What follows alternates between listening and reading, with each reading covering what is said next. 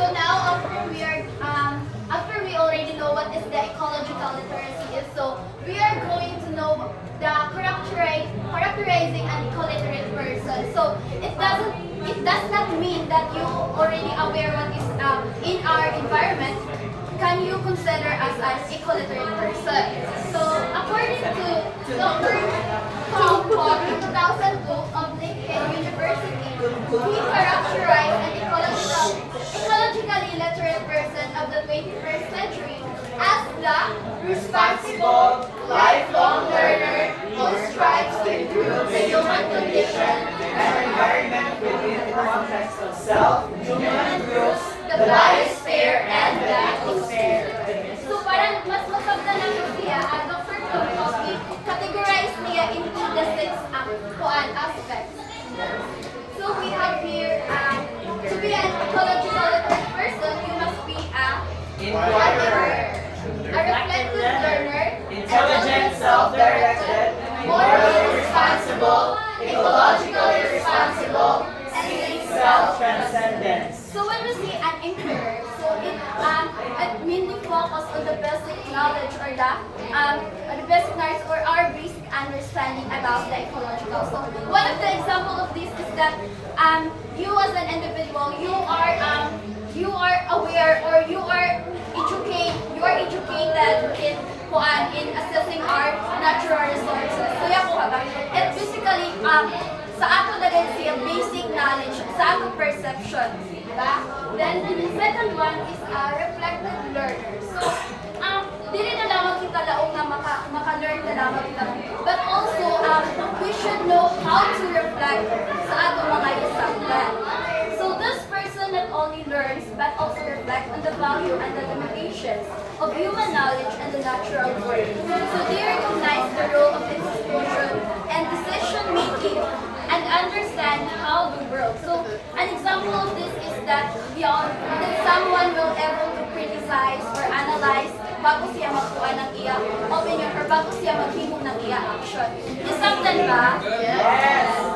The third one is that intelligent self-directed. So when we say intelligent self-directed, it is a proactive and seeking and achieving learning objective. So adapting their plans is needed. So they engage in self-appraisal to continuously improve. So for instance, it was to an intelligently self-directed. So you will be able to know the impact or the consequences of your actions. Yung kibali may mo na kahibaw na ako kibali na mag-evaluate kibali ko, oh yeah, kibali if I should do this, uno dahil na mahitabo, diba? Uno yung impact niya into our environment, into our ecology. Yes, I've done? Yes! Then, the fourth one is morally responsible. So it's about so moral.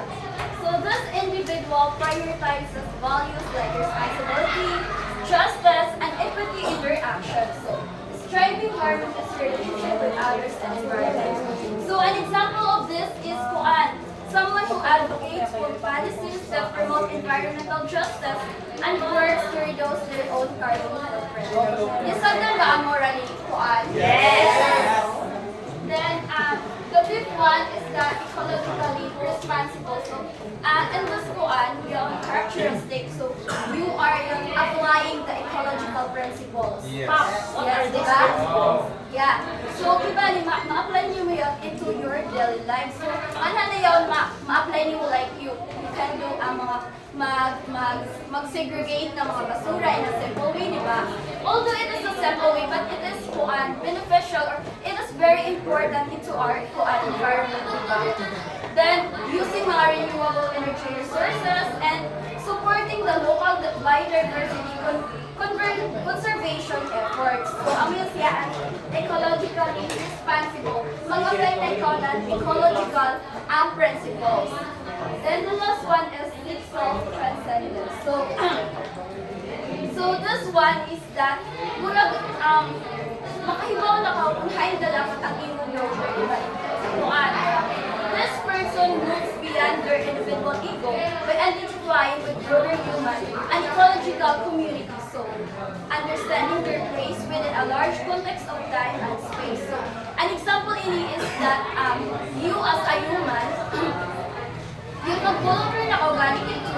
ano, mga community service, clean up drive, mga you, di ba mag-apply na kawali na yung pagbabaw sa ato environment. Isabdan ba? Yes! So what are those 6 characteristics to be considered that you are an ecological determined person?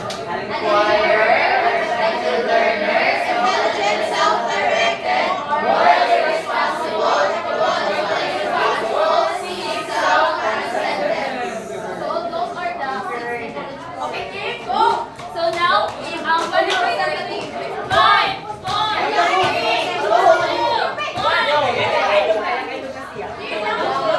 Anyway guys, ready on. After ng ang part, may tuloy out ka rin something na mas masang na Ang mahuli pagkali ang disqualified.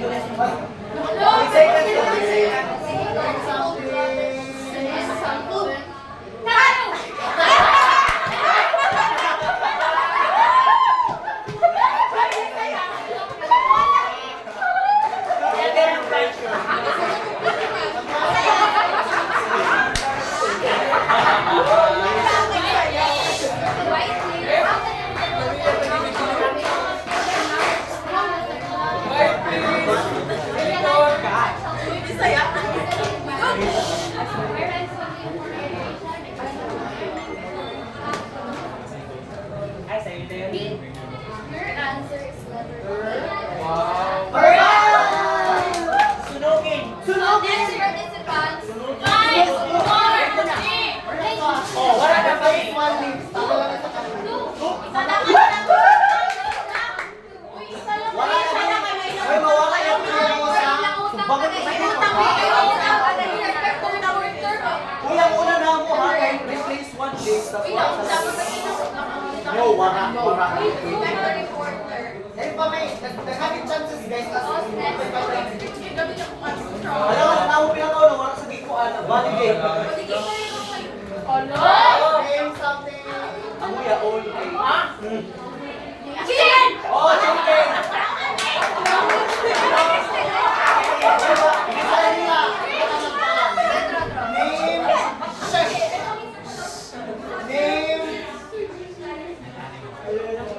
Name an animal that starts with the letter Q. F.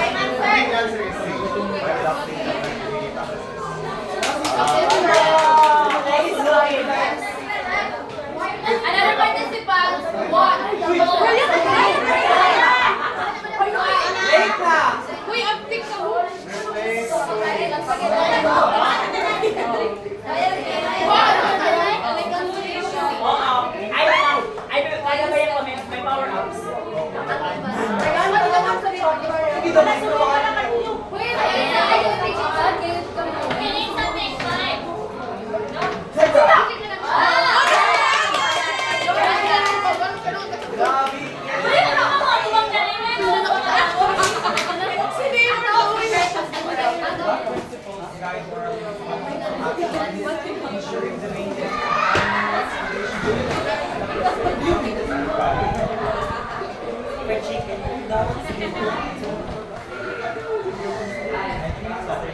And C is correct.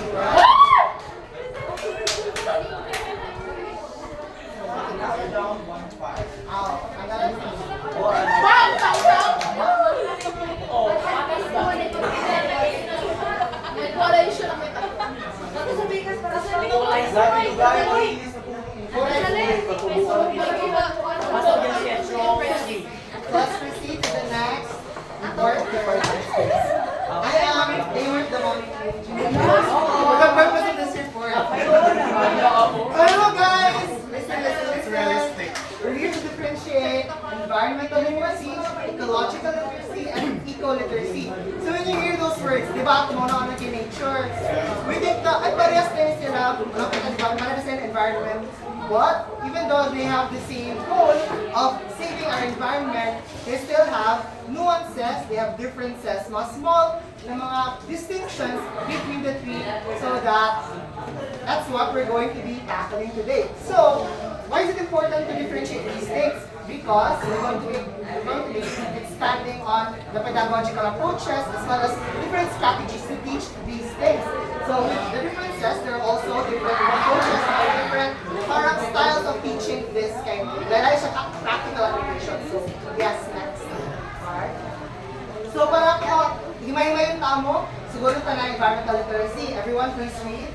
The goal of environmental education is to develop a world population that is aware of and concerned about the environment and its associated problems, and which has the knowledge, skills, attitudes, motivations, and commitment to work individually and collectively towards solutions of various problems and the prevention of harm. Yes, thank you so much. So, kung doon din sa environmental literacy, guys, ang pinaka-root word diyan is problem solving. It treats us humans as parang basic blocks of solving the problem, di ba? We can also be part of the problem itself, pero this environmental literacy sees us as contributors, as possible solvers of the problem. So, ang focus nila guys is to solve the problem. It could be either through cleanup drives, ito magtanong nila kanina, check na lang how those things work in a real-world context. So that's environmental literacy, problem solving. Remember everyone, okay? So next one, eco-literacy. Everyone again, please read. What most differentiates eco-literacy from environmental literacy is the clear emphasis on an introduction of spiritual, holistic components expressed in terms of celebration of creation. Okay, Miss Angela Ramirez. So, di ba, I've explained two of them. So, parang, with your ideas, bali, una yung feel mo nagkalahiran, di ba, sa eco-literacy and environmental literacy. Sila, i-defining difference. So, sa eco-literacy, it focuses more on the creation itself, the nature itself, like giving knowledge about the environment. And then, however, the environmental literacy, it sees the people as a possible contributor or the possible solutions to solve the problem. Yes, very good. So, ang pinaka-key defining parang definition talaga ng eco-literacy focuses on living a sustainable life. When you say sustainable, it is basically making parang conscious decisions. For example, buying parang mga reusable bags. Buying instead of plastic straws, you use mga metal straws. From these small micro decisions you create in everyday life in effort to, of course, be sustainable is the goal of eco-literacy. So with parang sustainability, di ba part yun siya ng ato ng Sustainable Development Goals. Ito mention ba ito isa, di ba? SDGs. Pero SDGs, so it really is parang aiming while the environmental literacy is based on problem solution, and then eco-literacy is more us creating conscious decisions for sustainability. So let's proceed to the last one. Ecological literacy, everyone read. Ecological literacy frameworks emphasize systems thinking, which involves identifying the various biophysical and social components in a given environmental context and distinguishing their interrelations, allowing for the construction of nature review. So, when you are an ecologically literate person, you know your place in the ecosystem. And the ecology is the study of ecosystems, right? And in ecosystems, there are parang biotic and abiotic factors. You consider the water, you consider the stones, you consider the animals, and other even microorganisms, di ba? Those smallest components create an ecosystem. So yes, then we have an idea about how humans interact with ecosystems, what are our effects on the ecosystems around us. Of course, as humans, we are much connected with nature. Of course, our actions will always have a reaction with nature.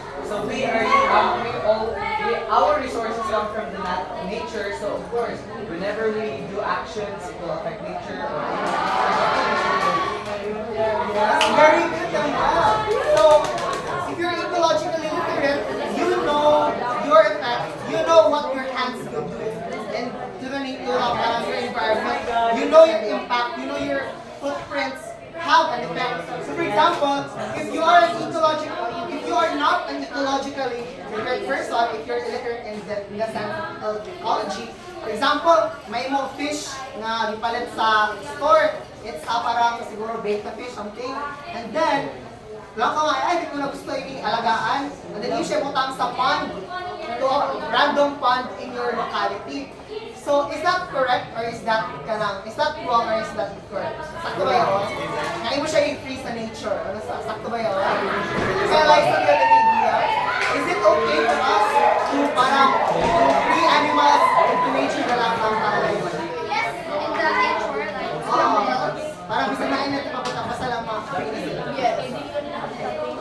I think we should consider where that certain animal is thriving. For example, if the animal lives in a habitat that belongs to its like way of living, then it's okay to free them. For example, the monkey to the jungle, the fish to the sea or the pond. So I think it's okay. So for cool animal, because this is the first world they came before us. I think the nature belongs to us. Yes, exactly. So, like what we said, there needs to be a conscious decision making before we do something. For example, like example mo kanina about betta fish, ang commercial one sa isang pond, random pond, that's not an ecologically literate thing to do because that fish is not native to that pond. That fish is not para a species na dira can be habitat, dira siya. It's either two things could happen. First one, mamatay ang fish because they're not accustomed to the water, mga sanitation, those things, they could die or they could negatively imbalance the balance sa nature, sa ecosystem. For example, in that ecosystem, mga fish, diba, pangmukto na kiba ng beta fish, wala sila laban because they do not belong there. They have become apex predators because nothing could run. So after they become apex predators, padamo na yun sila. So with that, ma-invade nila. That's what we call invasive species. Have you heard that, guys? Yes. Invasive species. So, from the name of invasive, they invade nila lugar. Damo nila yung mga beta fish dira, yung awar ng native animals, because they introduce a foreign parang animal into a certain ecosystem. So that is parang how us humans can intervene with the natural order. And that's how ecological literacy comes into play. It's because we should know what role we play in the environment, as well as what every action we do, every animal we introduce, everything, basically every step we take that has a butterfly effect to nature. There's always going to be parang long-term effect that could happen if you do parang mga things that you do not think clearly. That's why we're here to be ecologically literate. Okay, let's go to the... So these are the dominant educational objectives. So like what I said earlier, environmental, we're on developing problem-solving skills, diagnosing the problem, coming up with the solutions. Ecological, it's about understanding environmental realities. Like what I said earlier, that the reality is not every animal could play in that certain playground. They do not own that certain place. So it's harmful to you, harmful to the environment, because kita mo yun is, kanang ang mga native species is mag-suffer because mag-restore na something na wala sa ilang. Another example is, mahogany a tree. Di ba kabula ko yung mahogany? There's been parang a spirited discourse in social media. May media to ka. Parang balik ka, tree planting, tapos kung kayo magdala ng mahogany. Oo. Mahogany is actually a species bali in sa Philippines. Is actually does not parang originally is not native. So may tabi sa mahogany, for example, there's a forest ng mga native species. You plant mahogany. And then mahogany is, since invasive species siya, mahogany yung mga nutrients sa environment, which is may tabo, ang native plants mga matay, hindi na sila maka-germinate, hindi sila maka-pollinate because that certain species, ang tulad ng whole forest na made up of native trees, may mo nagpuro mahogany forest na, which also affects everything. So that's an example. So, so sa that was ecological, eco-literacy, pag talaga sustainability talaga pinaka-main mo, making conscious decisions for sustainability next. Last na kami, primary pedagogical approach. So environmental, teaching environmental literacy, you need to touch cognitive. Tangan sila kung literacy starts with the mind, di ba? Cognitive, what your things na different. May pragmatic, effective. Pragmatic, di ba, since galaw ko problem solving, it means the reality, seeing talaga what happens. Practical talaga, di ba? Effective, ato heart, char. Di ba sa kita effective, di ba? So we know what we're doing, we're conscious about our decisions, and there's moral principles, we're grounded on our moral principles. Ecological, of course, cognitive, experiential. Di ba, ecological, like I said earlier nga, there are different things nga not meant to be together. So, dapat experience ato na kapon sa kibali, para may bawal siya dili nga animal or invasive siya experience. Inote niyo siya guys kay basta tayo mag-student sa campus. Eco-literacy, cognitive, pragmatic, same here. Holistic. So holistic it means the whole, di ba? Dapat you're not touching on one facet or one aspect. It should be everything, di ba? It encompasses the whole. And then creative, di ba? Hello everyone, you have a eco-literacy, sustainability. Yes. To be sustainable, we need to be creative with our choices, find alternatives, so creativity. So that's the primary pedagogical approach of those three things. So guys, haking ng topic ng mo, hindi ko lang So, yun yung like memorize kayo. And you can just like, tanong na yung mga examples na siya mo na how to teach it, mga case studies, mga analysis, mga, hindi siya mga examples, yung ka-anchor din siya sa pedagogical approach. Katulad so related na sila mo. So, you know, ako hindi ko na kabali explain for everything. Mag-gets naman siguro. So, next.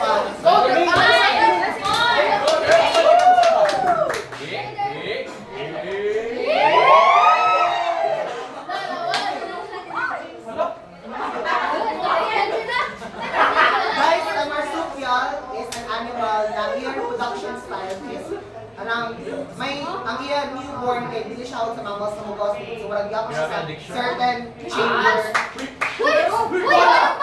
Kuha na sa ko. You're learning new things about science. Grabe na diction.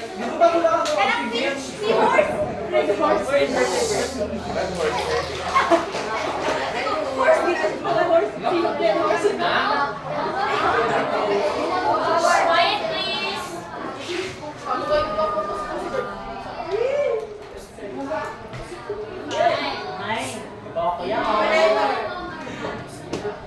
Erika, Juan, and Evelyn.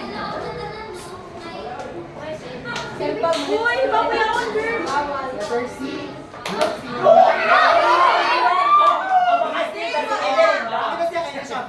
Ay, salamat. Okay, next. Yes. Ang next to ka, mag-prepare ka mo sa next. Next, answer. Sige, another two. Next. Wait,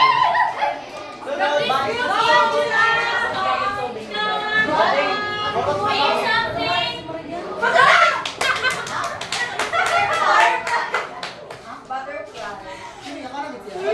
Guys, next. Tutulog ka mo ka, J-Board. Ayaw ka, di. Tutulog mo sa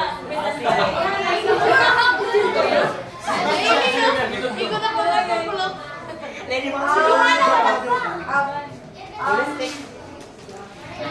Oh,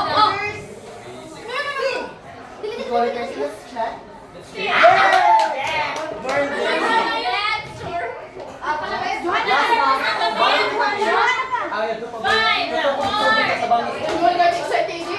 Tato ko lang kay gisulod ako sa bangko. Ready na?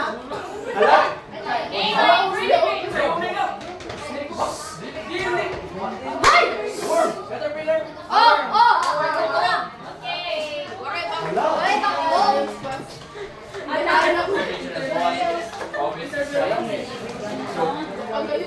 Analyze ko na yun. Analyze ko na yun. So, ecological is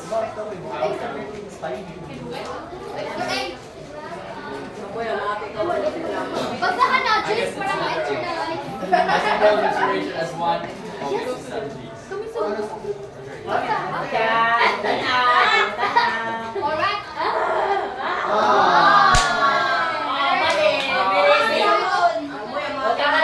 It's okay. Guys, after nyo walang tanan, walang may parang fast round, balik na fast na ini. Thank you so much for listening and I hope you learned something. Let's welcome the wild boar, Elsie Calera. Okay, so good morning, everybody. So I will be presenting greening initiatives in college and universities. So the previous discussant discussed the difference between eco-literacy, ecological literacy, and environmental literacy. No. So although it sounds like the same, but there is the thin line of difference between the three. And if you have listened well, I guess you already know it now, diba? Yes. Okay. So now greening initiatives.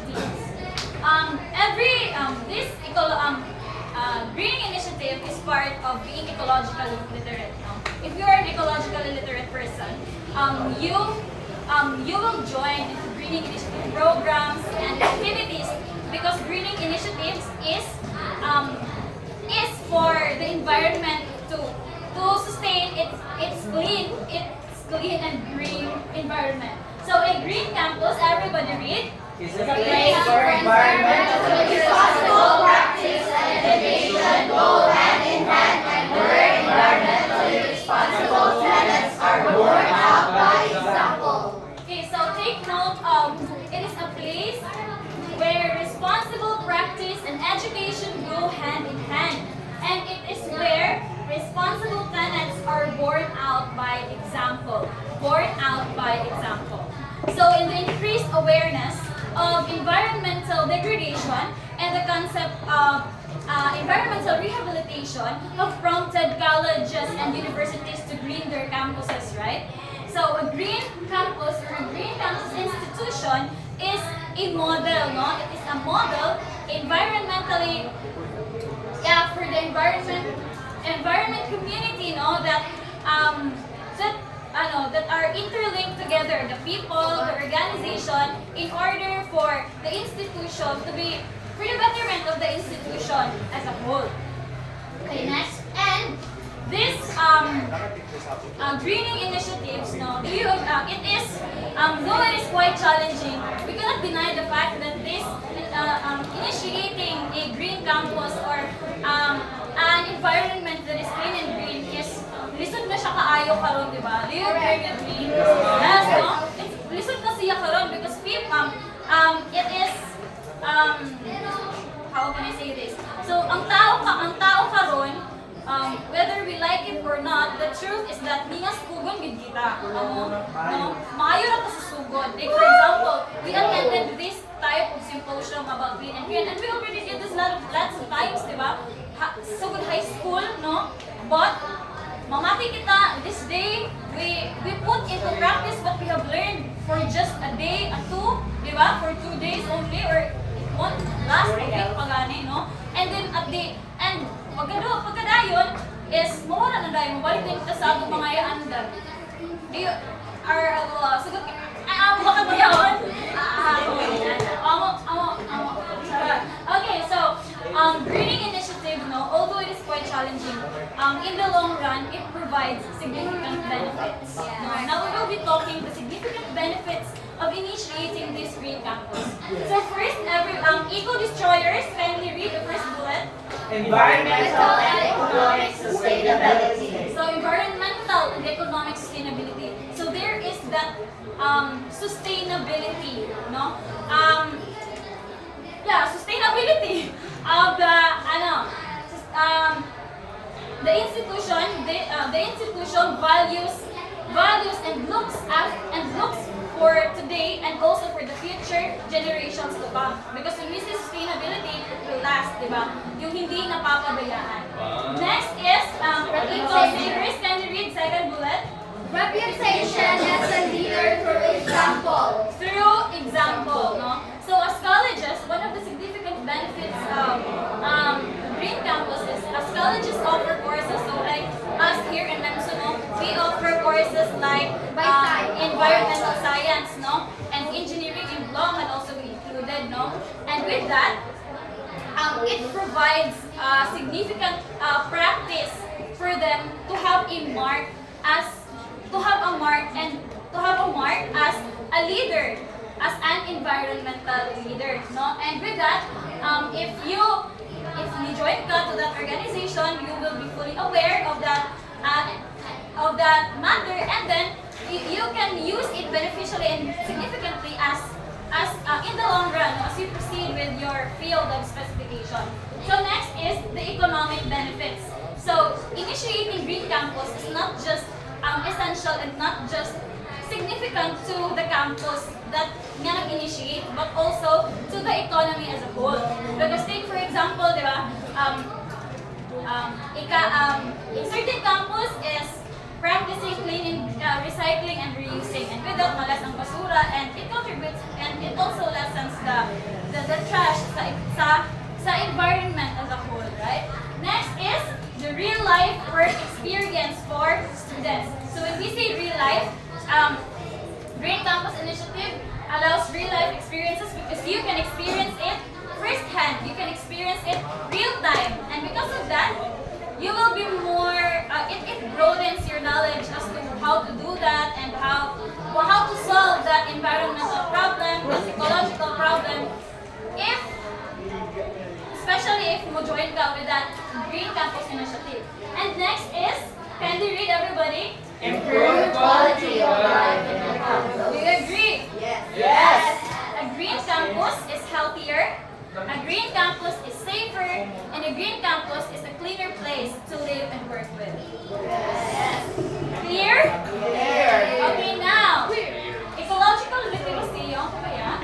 So, ecological literacy, no, does not mean that you, hindi siya ibig sabihin na you already know the basic concept of being ecological literate. But you know your place in the ecosystem. Hindi yung basta alam mo lang, but you also know your place and what to do with your place. So, ecological literacy is a form of transformative education that requires shifts in 3 related areas. Everybody read? Perception, and action. Yes, so there is a shift, no? So there is a shift of perception.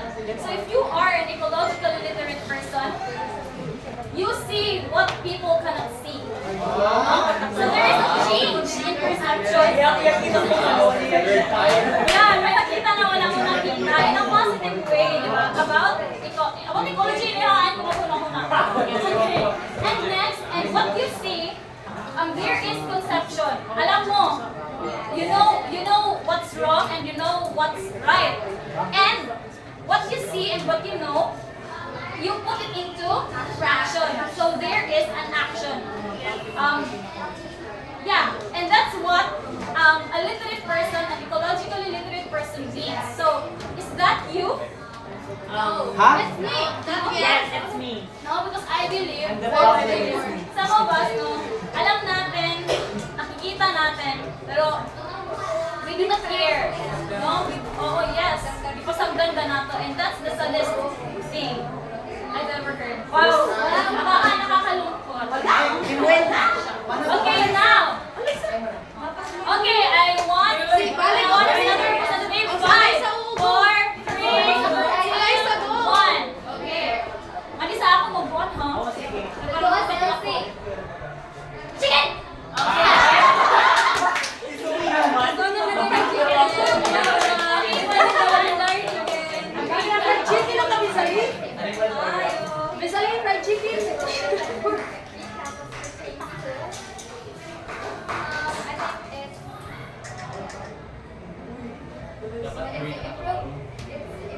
Hala, may siya. Okay.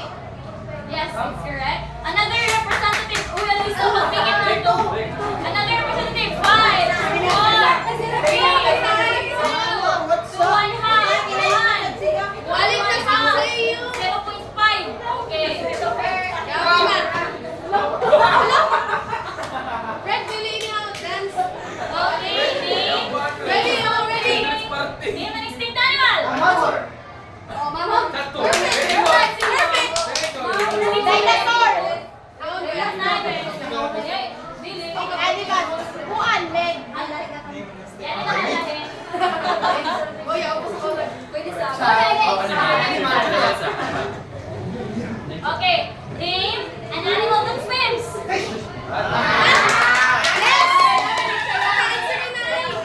Question 10. It is a place where environmental responsible practice and education is hand in hand, and where environmental responsible talents are born out by example. For example, institutions and technology and universities. Don't forget about 5, 4, 2, 1.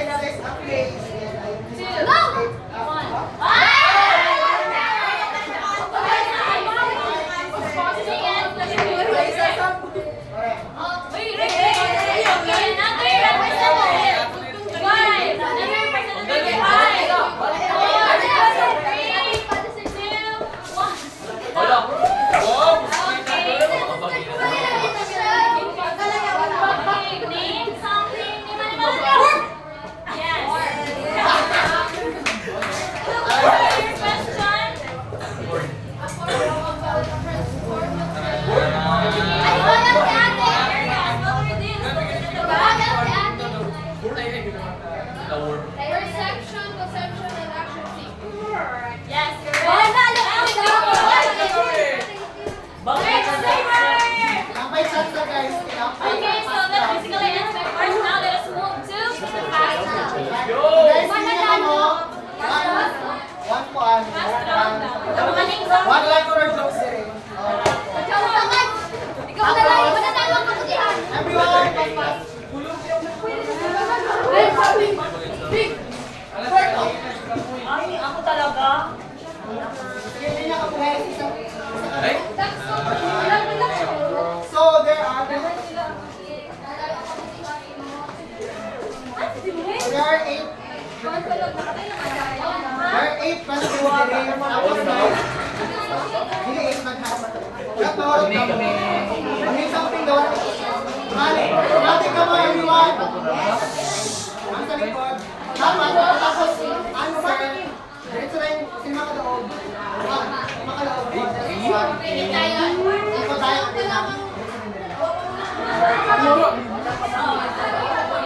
Pwede lang answer mo ba? Dili. Hindi ba ganun pa? Ako kasi ako sagot sila. Sa TG ka mo. Take note, no? Kung sila ganito, ayaw ko pag-istorya. Kung iyo ko galing ko ng mutubag ng answer. Pag tayo mo sikip ng answer, Ang mga dili pa mo answer, isuwag na mo. shoot ang kapag sa Madali na kasi tayo. Okay. Okay, 1, 2, 3. No coaching, shifting no coaching. 1, 2, 3, go. Name an animal that starts with letter O.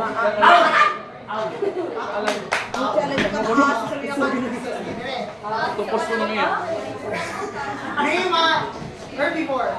Ay, sayunin na! Magdali! Ay, pagsaba ha?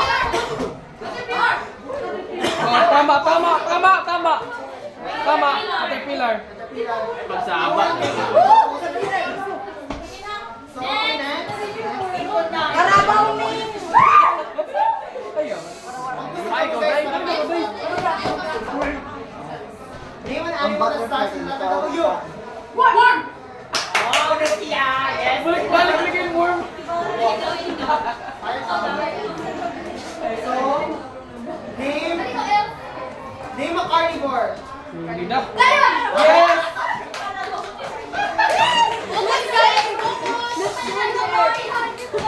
Name an animal that starts with letter R.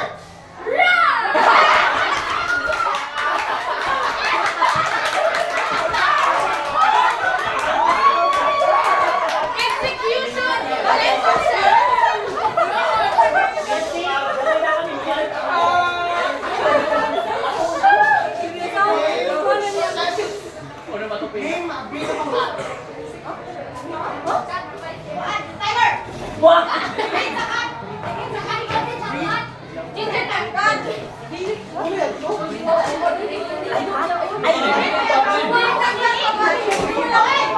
Example is yan. Dili ang pili answer. Example, sphinx. Perfect!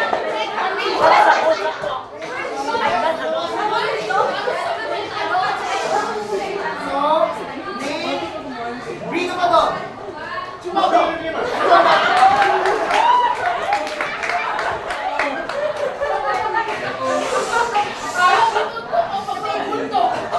So guys, name an example of a domesticated animal. Okay, okay. Nanalo ko si Han! Server! Okay, wala ka wala. Focus! Focus, focus! Name Uy, an animal. nakuha na daw ng Godfrey. May Name a reptile. Oh, Wala na mahulog. Name. Guys, balik kami ba yung anong bigyan? Yes. Okay. So,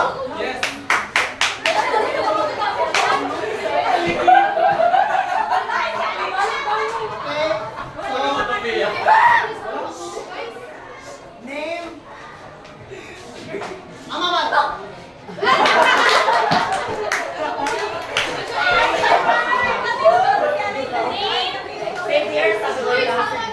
Name an animal with kids under the sea. Shark!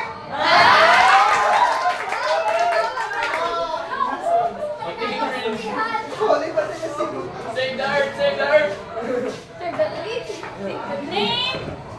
Name an animal that jumps.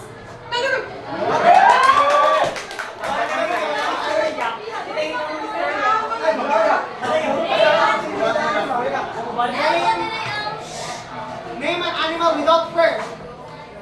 Without fur.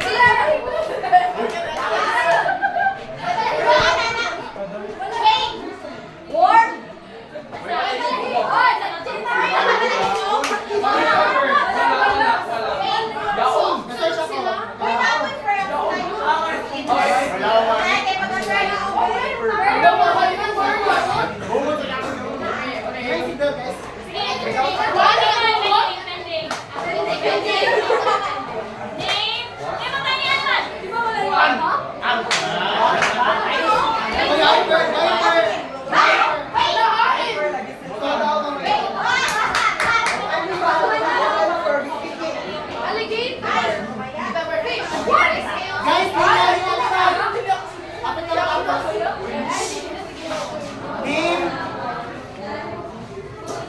Name an animal that starts with the letter L. Lion! Okay, magkakapit na.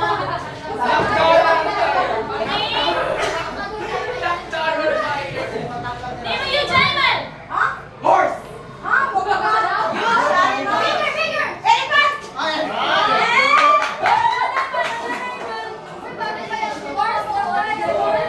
Okay. Against siya sa mga horse, ang mga giant. Name an animal that is color.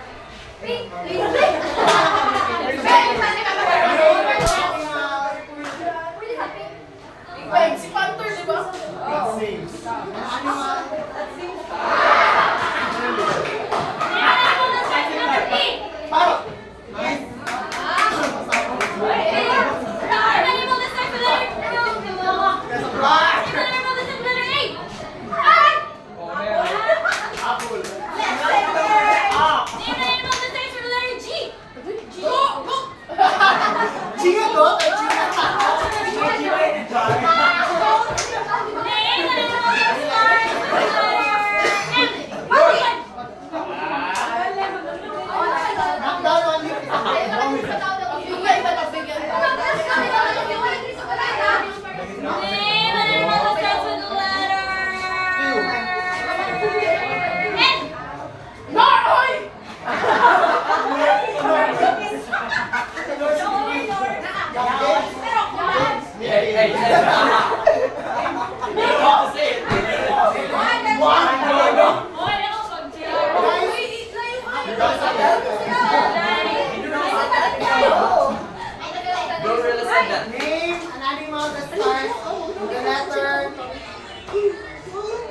Isa ko part. Ako din.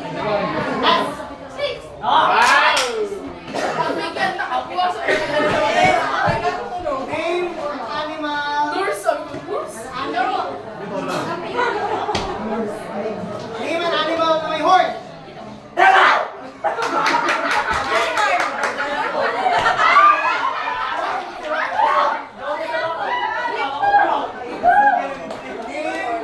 Name an animal that has feathers.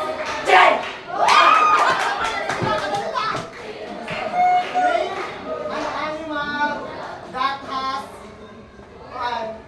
patterns. Yapit na, wait na. Name an animal. Replace two fires. Name an animal that starts with the letter H. Horse. Yes. Same here. Name an animal. Name an animal that has. Huh? Wala na yung power up.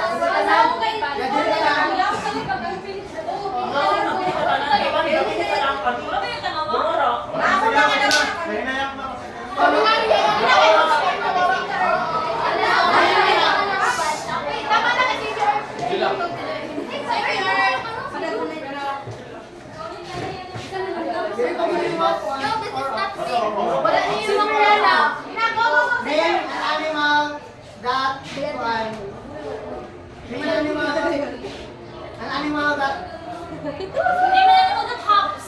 Power. Name an animal that changes color. Name an animal that name an animal that name a flightless bird. Flightless bird.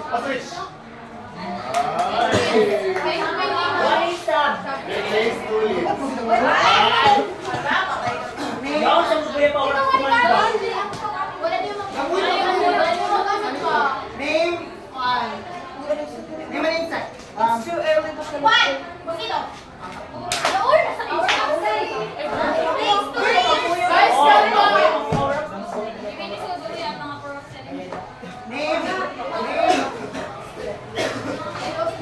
Name an animal that starts with letter C.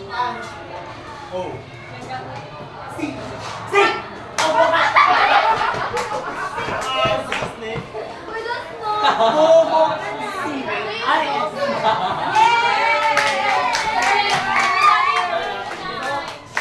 Kills kabataan. Please ito daw. Closing remarks na kita. So guys, thank you so much for participating and you successfully saved the elder tree.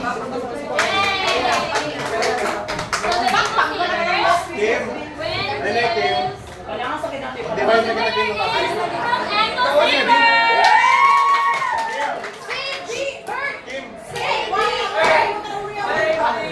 So also guys, I hope you learned something. Let us cultivate ecological literacy among people. Thank you so much for listening.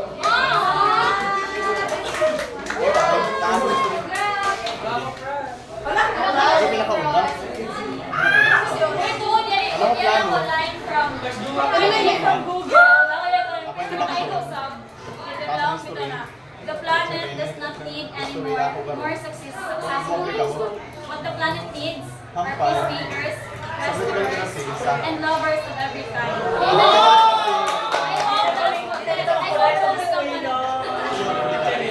I hope those Because